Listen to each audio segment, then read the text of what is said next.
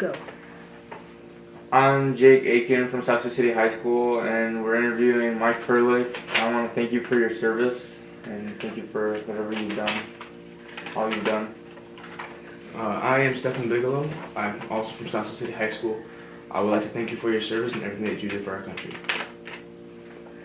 I'm Natasha Freiberg. I also go to South City High School, and I want to thank you for your service and all the time that you put into it. Well, I won't say you're welcome, but I will say thank you. Question 1. When and where were you born? Omaha, Nebraska. And what year? Oh, September 11, 1919. Who were your parents and what were their occupations? My dad was George William Furlich. My mother was Mary Catherine Furlich, and my dad was a machinist at the Baker Ice Machine Company. And my mother was a seamstress, but she didn't work after she was married. Who were your siblings, and which, if any, served in the military? Pardon? Who are your siblings, and if any, who served in the military? I still didn't understand that. Brothers and sisters. They have brothers and sisters. Oh, I had The sister. 4 sisters and no brothers. Did any of them serve in the military with you? Pardon? Did any of them serve in the military? No, just me. Okay, in which branch of the military did you serve? Army. Did you enlist, or were you drafted? I was drafted. I didn't want to go. But it was before the war started. Where did you go to basic training at? Well, basically, I didn't have what they call basic training. I was assigned to the 3rd Armored Division, and I took the basic training right in the company. Right from the start. There was no special camp that you went to? Well, Or? just we did everything there, right there. We just learned how to pitch a tent, clean the gun, and march, naturally. Fortunately, I didn't make the awkward squad. What does that mean? You didn't know how to march.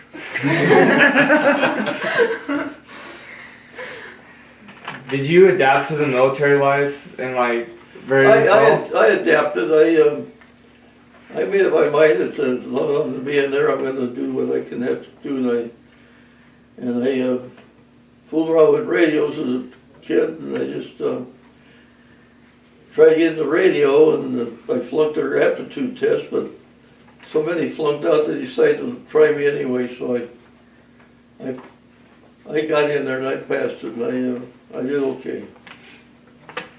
Got me a career outside the Army after it's over, too. That's good. Where did you serve? Well, Camp Oak, Louisiana, California Desert, Fort Benning, Georgia, France, Belgium, Holland, Germany.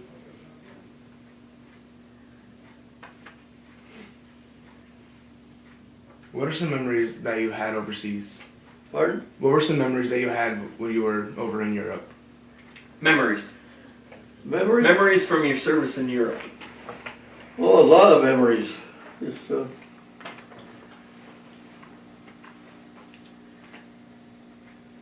there's not enough room to put all the memories down. That's okay. We got time. You can, if you got anything. Well, the biggest ones naturally was when we were called down at St. Vith. We were in Holland, and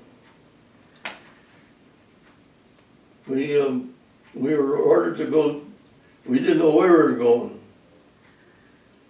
We traveled on the radio silence in the dark, and we got into Belgium. And at that point, we found out that the Germans had a breakthrough. So we didn't know what was gonna happen. But, we did learn that the Germans wanted St. Vith, they wanted to go to the Meuse River, and they actually wanted to get all the way to Antwerp to split the Allied defense, or troops. And we were asked to hold the town for 3 days, and we held them for 5 days. And that's where the Bulge got its name. Because they couldn't go through us, they tried to go around us, and they didn't accomplish that either. And Bastogne was no contest, because they weren't, we were ordered to withdraw from St. Vith on the 23rd of December. And the fighting at Bastogne started the 20th. So they were out of the picture completely. So when you got called up, your headquarters was in Holland. We were in Holland, yes. Right. Actually, we were preparing to attack Aachen at the time. But that changed our plans. Aachen, is that in Germany? Yeah, that was Germany. Yeah. Aix la Chapelle's also on the map, but it's Mhm. Aachen. Yeah. That was the biggest memory. Yes.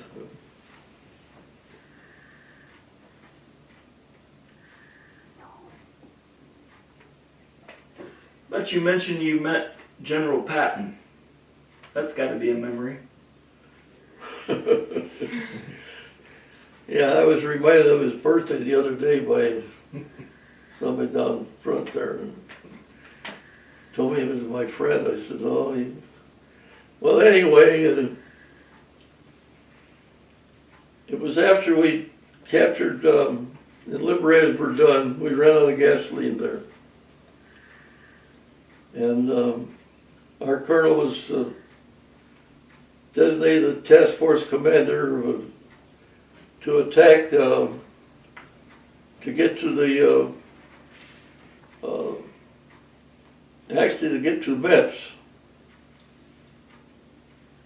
And apparently we weren't going fast enough, and Patton came down, escorted by 4 jeep loads of MPs with rifles. And he just happened to, I would happen to be at the operations radio vehicle and checking the radio, and he comes, he wants to know where the colonel's at, and I told him, well, he's at the front with Charlie Troop, and he said, well, get him on the radio. So I put a call into the colonel, and dead shot 6, and when he answered, Patton just grabbed the microphone out of my hand and started yelling at him, and wanted to get back there right away. And the colonel says, sorry, I don't have time right now. Patton, he said, well, I guess you don't know who I am. And he did, yes, I do know who you are. You want to wait 15, 20 minutes, I'll be back there. Patton took the microphone, threw it on the ground, and away it went. What did Patton want? Pardon? What did Patton want you to be doing, or wanted the colonel to be doing? Well, I don't know, because apparently we weren't going fast enough. And he wanted the colonel to come back and talk to him and tell him what he had to do. He didn't have guts enough to go up to see the colonel. Because the colonel was in the front line? That's where he was, in the front line, the Charlie Troop. How far away from you? Well, probably about a mile. Did you work at all with 101st Airborne? Pardon? Did you work with the 101st Airborne at all? With who? The 101st Airborne Division? The 101st? The what? 101st Airborne Division? Oh, no, the 80s, we went to the 82nd quite a bit, but Okay. not the 101st. The 82nd and the 82nd Airborne, the 2nd Armored, and the 3rd Armored came up behind us at Vith and set up a secondary defense, so that if they did break through us, they couldn't get any farther than them.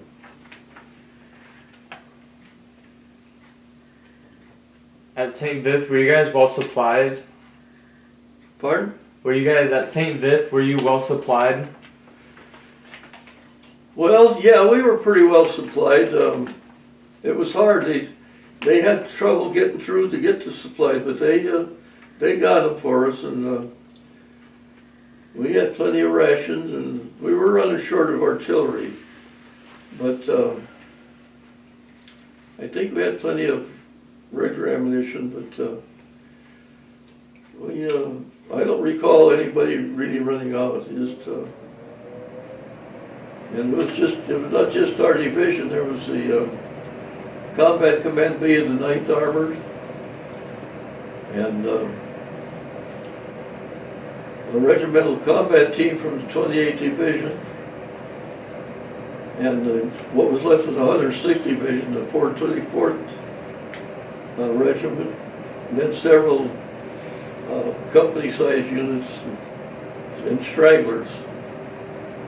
Up to about 30,000 men against, they figured 80,000. Did you have a typical day? Did you have a regular routine in your day when you were there? In my pay? No, in your day, did you get up at a certain time, do a certain job, retire at a certain time, or how did your day work? Overseas? Yes. Well, it wasn't typical. You were up, in fact, there were times when I didn't go any sleep for 2 weeks.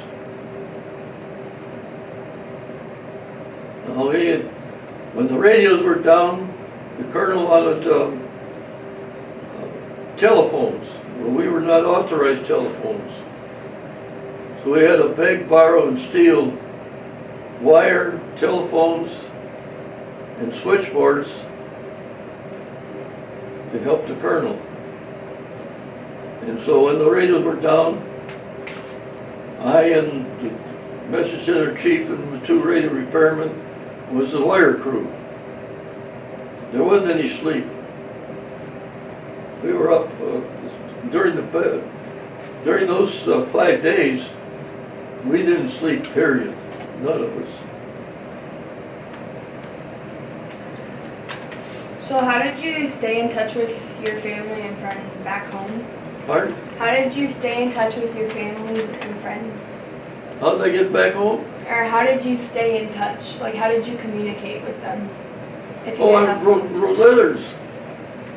But there's another thing. At one time, my mother didn't get any mail for 4 days. Or no, for 2 or 3 weeks, I think it was. And some woman saw her one day on the streetcar and says, "I hear Michael got killed." Well, that scared the heck out of her. But she finally started getting mail again. And that dispatch that reporter sent, there should have been a headline in all the papers. And they should have known then where I was at. Was there a lot of that? Pardon? Was there a lot of that? Like like bad information getting back to people? Well, I don't know.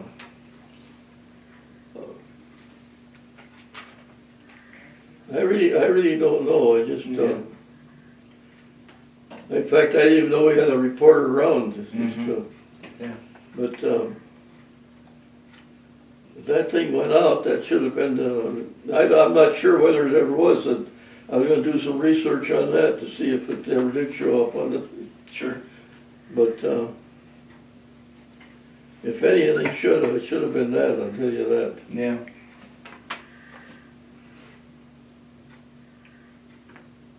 Where were you when the war ended? Were you back home or were you still overseas? Pardon? Where were you when the war ended? Were you back here in the States or were you still in Europe? When the war ended, where were you? Oh, when the war ended, I came back to the States. Well, the war ended in May, and I got back to the States in October, like September. And then I got discharged from Fort Leavenworth in October. And there was no fanfare. I was by myself. They gave me a ticket to take the train, and I got off at the Missouri Pacific Station in Albright in South Omaha. Took a bus. I didn't tell anybody. My folks didn't have a telephone. They had it disconnected during the Depression. They couldn't afford the telephone. And I didn't know the neighbor's number, so I walked in on my mother. And she was glad to see me. I bet she was. Yeah. Do you remember how you got overseas and how you got home? What transportation they used to send you over and bring you home? Well, on June 6th, D-Day, we boarded the Queen Mary. 10,000 of us, including General Eisenhower's son, John. He just graduated from West Point. So we got to Scotland on the Queen Mary. On the way back, we boarded the ship. We were with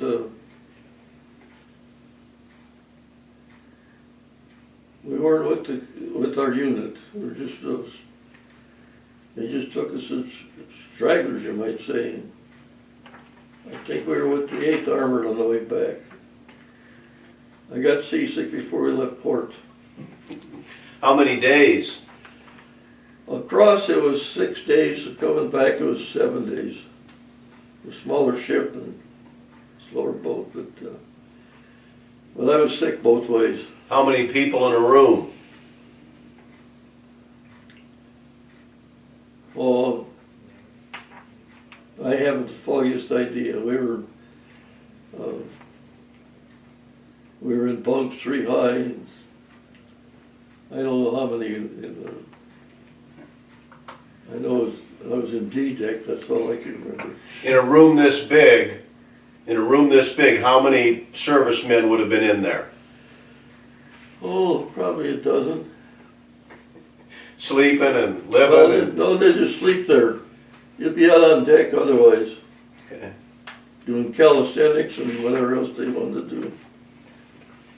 Do you remember being concerned about U-boats on the way over? Well, I guess we were, but in fact, one point the ship made a sharp turn. They never told us why, but they must have smelled something. But yeah, I was a little bit concerned. That would have been on my mind. Absolutely. Because we had no escort. Alright, wow. Most ships were going over, but the Queen Mary, just no escort, just go for broke. You'd have air escort from time to time, but that's about it. But yeah, there was plenty of times I was scared. Artillery, we were in direct combat, but we were subjected to all kinds of artillery shells. Lieutenant next to me one day, he got hit in the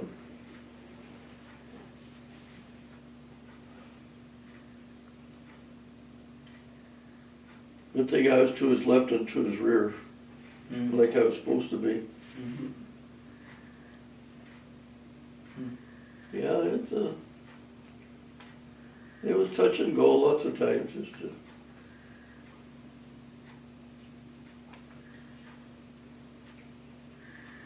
Did you ever have any free time or a time when you were not moving or going somewhere where you could rest for a few days?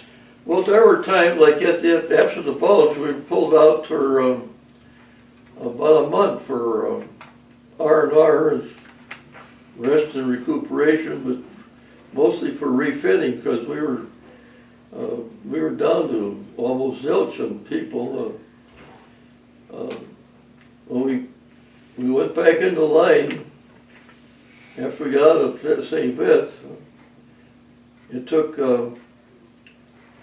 two cavalry squadrons plus ours to make up a full squadron of men.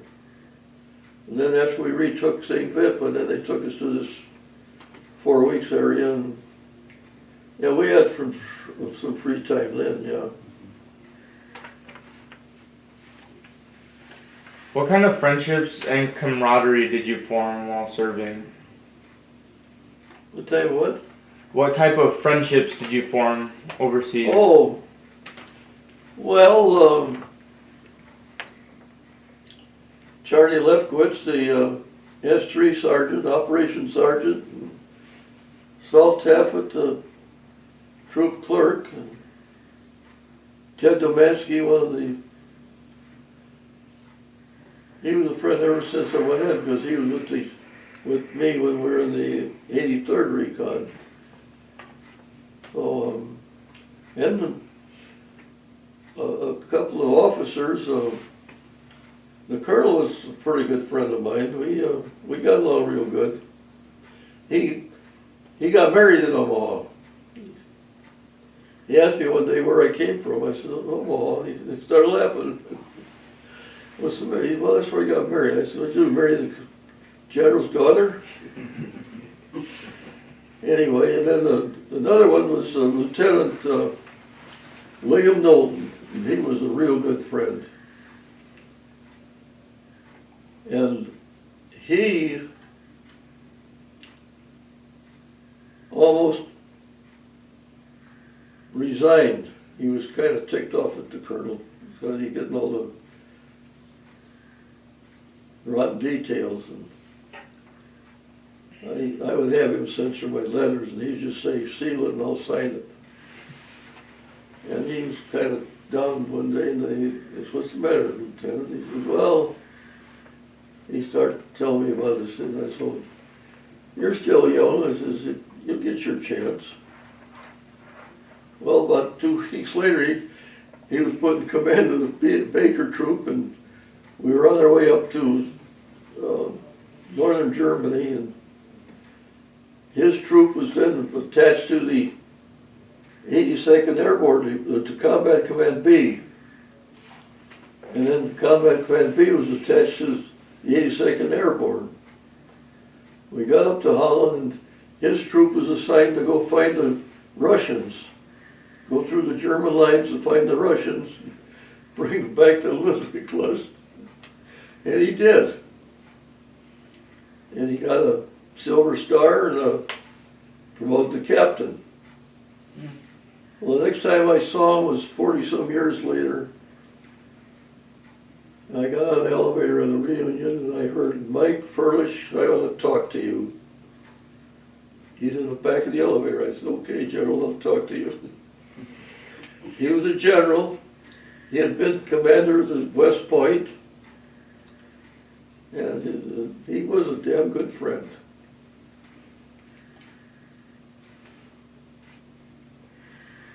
Sounds like you did okay.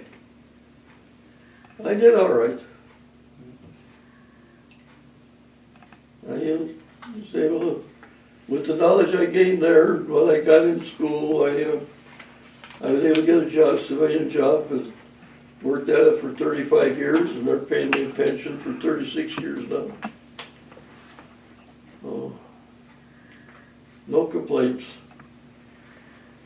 Have you remained in contact with or reunited with your fellow veterans? They're all dead now. But I did. Went to a few reunions, and we had some pretty good times. Yeah. How often did you get together, Mike? Pardon? How often did you get together with them? Well, I only went to about 5 of them, but they had a reunion every year until they had their last one last year. But,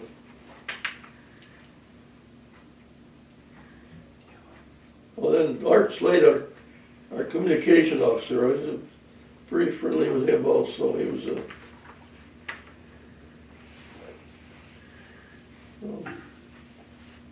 and I corresponded with him with email, like with, especially with Lefkowitz, he had his email, and Taffa did also, but most of them they didn't. Then I took a lot of pictures, and I put them up on my computer and made a DVD out of them, and sent them out to anybody that would answer me. I'd send them a copy of it.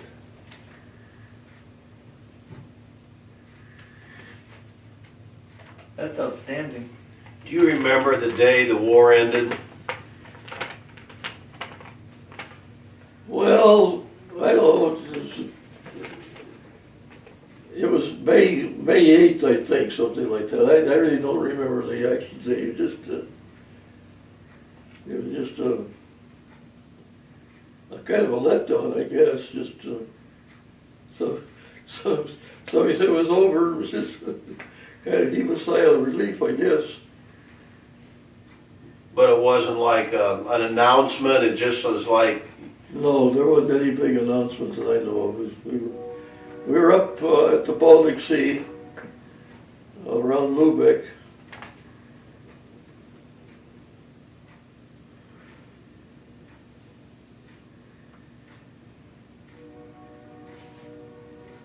Yeah. it was just like, it wasn't a huge celebration, it was just like, it's No, over. there wasn't any fireworks of any kind. Just we were just thankful it was over. And we still had jobs to do, and just then we did a lot of traveling to our final place where we occupied in the southern part of Germany, a little town called Waldern. It was a Catholic town. They had a church there, and they had a little candle factory. They made candles, and I guess they still do it there. So I did get a pass to Paris from there. What did the countryside look like? Well, it was pretty beautiful. There wasn't a lot of destruction and, Well, it depends on where you were at. It's like Cologne was terrible. The town of St. Vith was down to nothing. There was a lot of that, but the countryside was beautiful. And Helen and I went back a couple of trips, one to Austria and went to the Lourdes, and we went into Germany a couple times, and it's a beautiful country. How were you received by the German people? Like when you were there during the Well, war? pretty good. They had all kinds of American flags, Wow. and me no Nazi, but they took our clothes and washed them. We would have them evacuate their house that we live in. They'd come back and get our clothes and wash them, bring them back, and they were good. Now there's a spot in Belgium, borders Germany, that they're German people, and they were not very cooperative during the time of the battle. Mm-hmm. Would you ever like to go back and visit places that you have been during the war?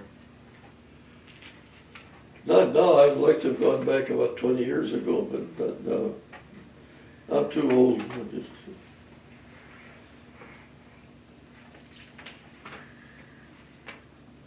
Unless Trump wanted to send me over on this Air Force One, right? Never hurts to ask. How did you feel when witnessing casualties and destruction during your time in service? Want to see the destruction? How did that feel? Well, I don't know, I just, I guess we were there to do it, to make sure they try to get them to surrender, and kind of felt sorry for the people, but, it's just something that had to be done.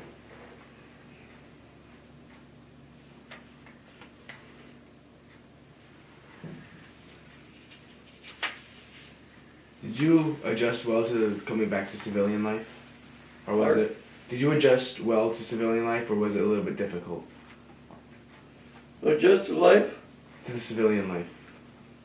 I don't think I had too much trouble.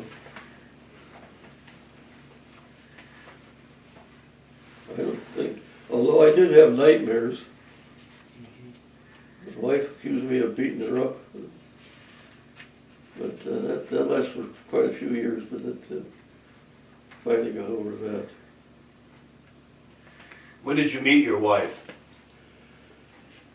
Where? When? Yeah, when and where? I met her in Sioux City, Iowa, and sometime in September of 1946. I was working for Western Electric, and we installed equipment in the telephone offices.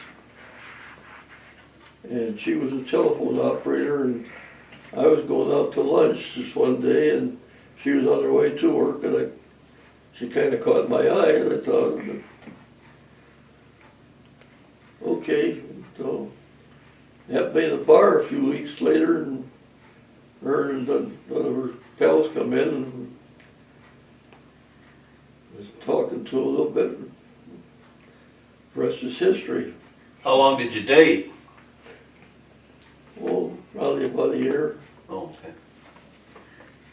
We were married October, the following year, October 47. Yeah. October 26th. She passed away in January of 1988. And I married Ellen July 8th of 1995. Her husband had passed away in 1983.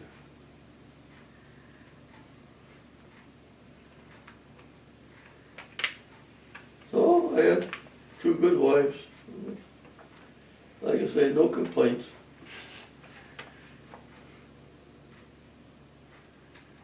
How did your wartime experiences affect your output on life? How did it affect me? Yeah. I don't know, just learn discipline. You learn that you gotta take care of yourself.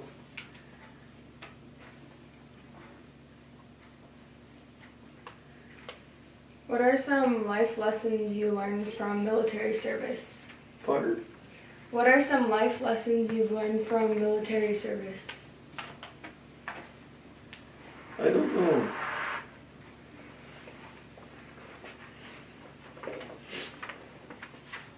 I really don't know.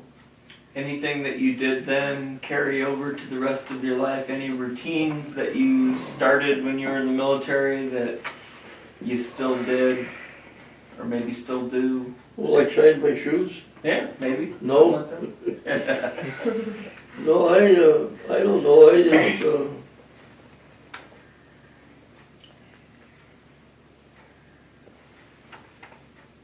don't know. I did join the reserves and retired with 21 years service, so I still had military in my blood.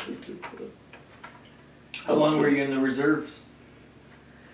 Well, about 16 years, 16 and a half. I had a total of 21 years altogether. Enough to get a pension. Yeah. So, Well, I suppose there was a certain amount of discipline that I carried over between that and my work. Why, it's just, How about your family, your children? well, they're pretty well situated. My oldest daughter, she's 67. She works for Raytheon out in California. My youngest daughter, my oldest daughter's married to Pat. And he's a mechanical engineer in the dock area at LA. Okay. And my youngest daughter works out at the Dunes at this First Bank call center. She's 65, and my son is 62, and he's retired semi because 27th of December he'll go to work for 4 months doing income tax for people. So they're all pretty well situated. Isn't the Queen Mary docked out in LA? Yeah, I was in it a couple times. Yeah, I've been in it too. Yeah. Was that kind of weird, you being in it after the... Kind of awesome. That's neat. Yeah, it's I kept looking for my trip. Sure. I couldn't find it because it was part of the hotel apparently. Oh, okay, yeah. Yeah, it was kind of. I went twice. In fact, I knew a guy that worked for the government, and he sent me a picture of the Queen Mary. And I sent in, when they made the history, print up a history, I sent the copy in to put in it's in the history book. Mm-hmm. You're laying up against the file cabinet where the book is. Okay. There's several books in there. You want me to get it out? You can if you want to. Sure. The bottom drawer, Yeah. would be a brown hardcover book. It's underneath those gray ones. That's it.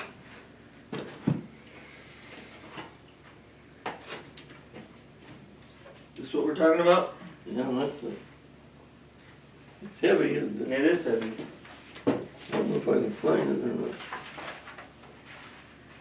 What is that book you're looking at? It's the history of the 7th Armored Division. That was all written after the war? Yeah. It's got all kinds of stuff in here.